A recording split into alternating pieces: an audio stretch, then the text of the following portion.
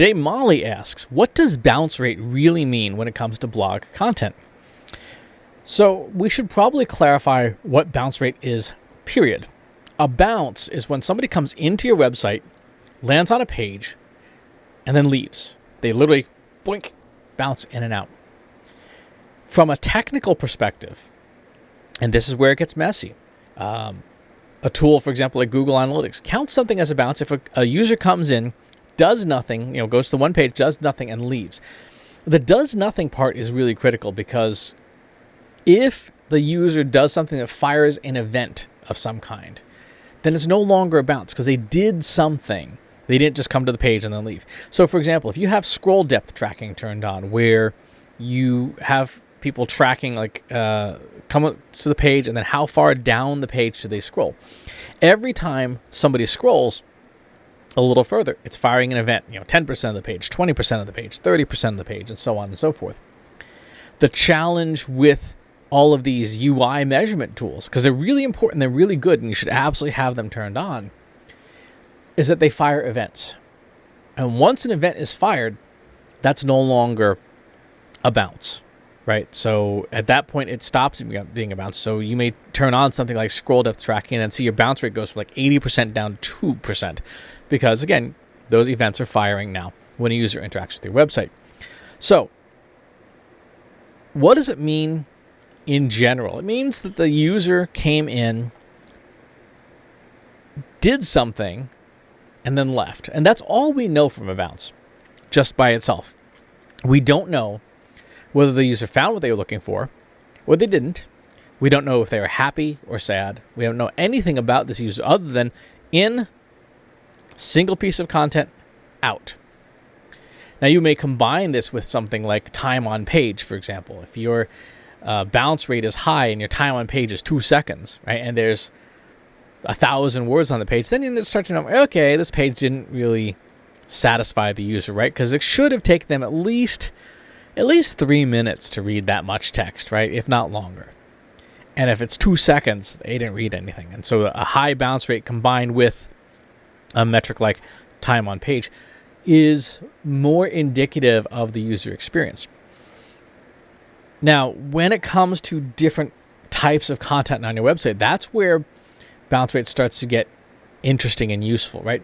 When somebody goes to your blog, you share a post on Facebook or YouTube or whatever, and somebody comes to your blog, they read your content, and then they leave. Is that a bad thing? No, it's not a bad thing, right? Think about what you're doing right now.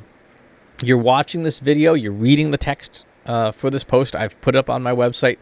You come in, you read the thing, and then you go back to what you were doing, scrolling through Facebook or TikTok or whatever the case may be.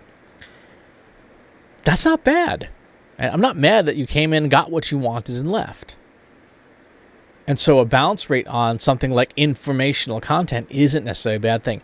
Where bounce rate matters is when you're looking at action-oriented content. So they say you're on my newsletter subscription page.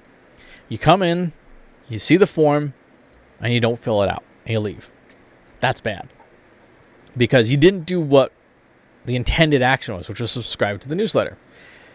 And so bounce rate is one of those metrics that is very situational, that is very context-driven, and is something that we have to be very careful in interpreting. And we certainly don't want to roll it up into one big number. Say, our website's overall bounce rate is 50%. So, right? I don't care if the whole website bounces. I do care about form pages or contact pages or the customer chat window or whatever the case may be. Those I care about having low bounce rates on because I want you to do the thing. On informational content, I don't really care. So one of the things I think is critical to do in your own analytics is be a little specific in how you report on bounce rate and say informational versus action-oriented content. What is the bounce rate on each? If your informational content bounces at 80%, fine. If your action-oriented content bounces at 80%, you've got a problem, right? And that's something that you need to fix up.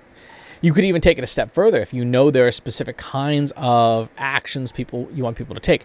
One is say sign up for a newsletter. The other is register for a webinar. The other is buy this thing with your credit card.